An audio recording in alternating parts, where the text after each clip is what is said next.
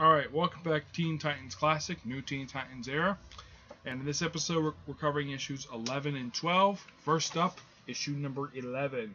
Yep, that is a character called Hyperion. And he is the main villain of these two issues. Okay? Issue opens up with Titan just flying near the Statue of Liberty, New York City. Yep. So we have Titan just basically just trying to figure out what to do with Beast Boy, and they think of using the purple ray on him, just to sort of heal him. Basically improved by a scientist named Paula Van Guther. So they fly away to Themyscira, but they have to stay. The guys have to stay on the plane because there's no Mendril on the island. Yeah, basically, I'll explain a little bit later.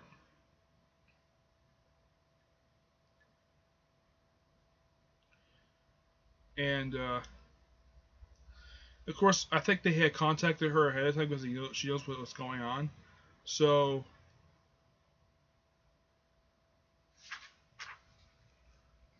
they all go in to get healed, and all the guys stay on the plane.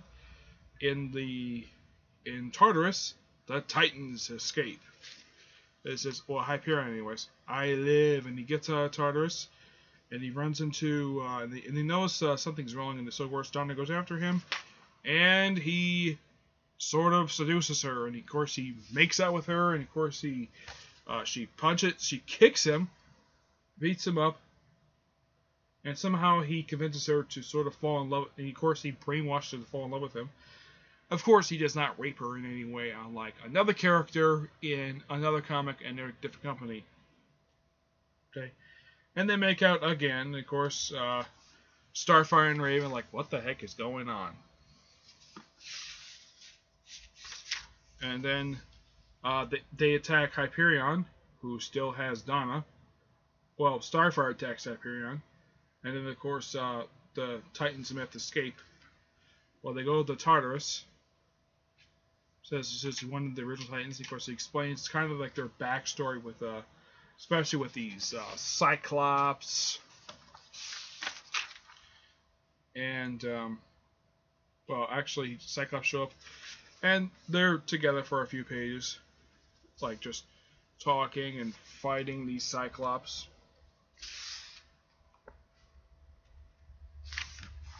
And then, of course, because what happened with the Titans, of course, Hippolyta readies the Amazons for war, and now he explains their backstory on these wonderful a few pages, like how he fell in love with some human, like some woman.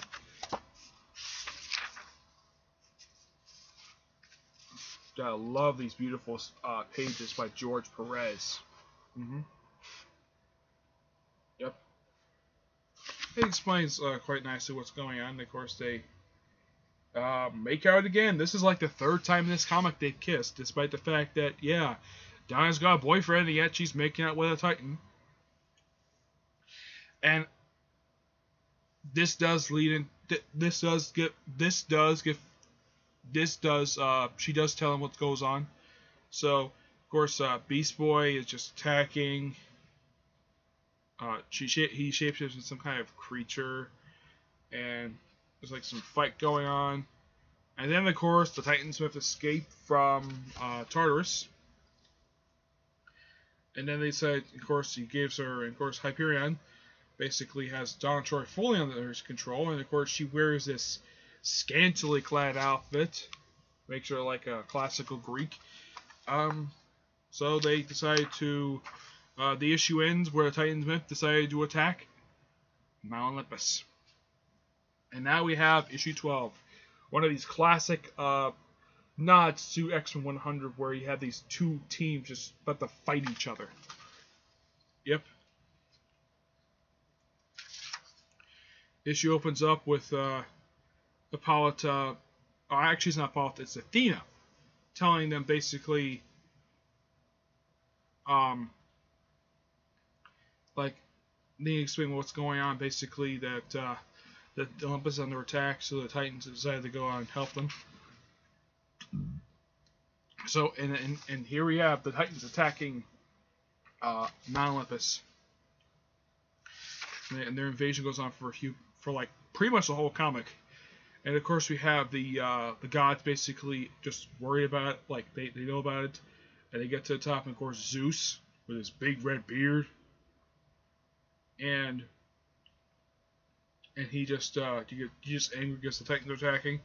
So he's had to prepare for war, and of course they get attacked by some snakes.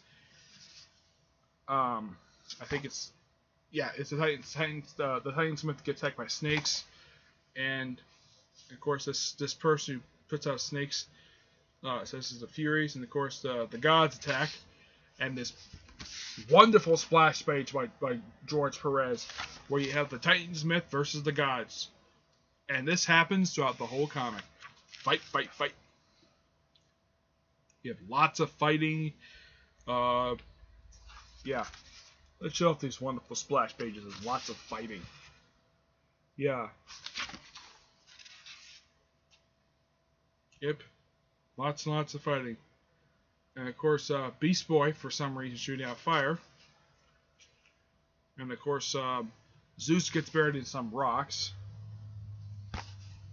And they say, oh yeah, they've won. But not yet. They still gotta take on the Amazons. Yep. So, yeah, Athena, who's the only one not to be taken. And of course, Donna's a little confused. And of course, they talk for a bit about other stuff. And of course, Starfire gets attacked by one of the Titans. I don't know which one this is. It's someone with a some kind of hook thing that somehow that's one of the symbols used for Russia. Says they won their battle, and of course the Amazons try to take him out. And of course Starfire tries to free Zeus, and Rena, one of the Titans basically is worried about it. And of course she just knocks her out, and of course there's some more fighting. And then, big surprise, Zeus gets freed. And of course he takes on the Titans. And, oh yeah, now I figure out who this guy is. The guy with this little axe thing, this little hook. Yeah, this is Zeus's father, Kronos. Yep, those of you know Greek mythology, this guy here is supposed to be Kronos. This guy's father. Okay, fine. So they decided to sort of end the battle. And of course, Hyperion basically just sort of frees Donna, and of course Kronos frees Donna from Hyperion's control. And then they decided to go back to Tartarus, not as their prison, but as their home. And of course, the epilogue is basically that Beast Boy gets healed. He lives again. And the issue ends with Donna going back home, basically consulting with Terry Long, about like telling her he loves her, she loves him, and he loves her. And it's a nice little ending, and we'll end that right there. So, what did I think of these two issues? These two issues are still pretty good. It's a pretty decent issue for some people who are fans. I do recommend reading these two issues, basically, if you're fans of Wonder Woman, because there's references to Wonder Woman here, and plus, of course, Greek mythology. It's a nice little filler issue that kind of helps set up what's going on in the next three issues.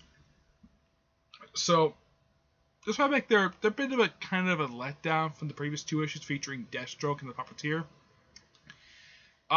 Titans and Myth do also get involved with they're one of the many, one of Don Troy's many different origin stories.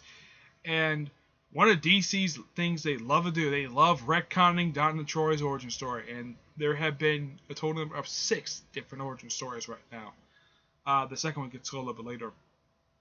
So I give these two issues a 8.5 out of 10. It's a bit of a step down from the previous 2 issues, but yeah, the next 3 issues are going to be a lot better.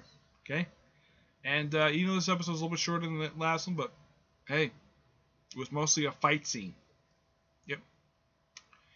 It's a well put together fight scene, a lot of splash pages. Yeah. So that's it for this episode.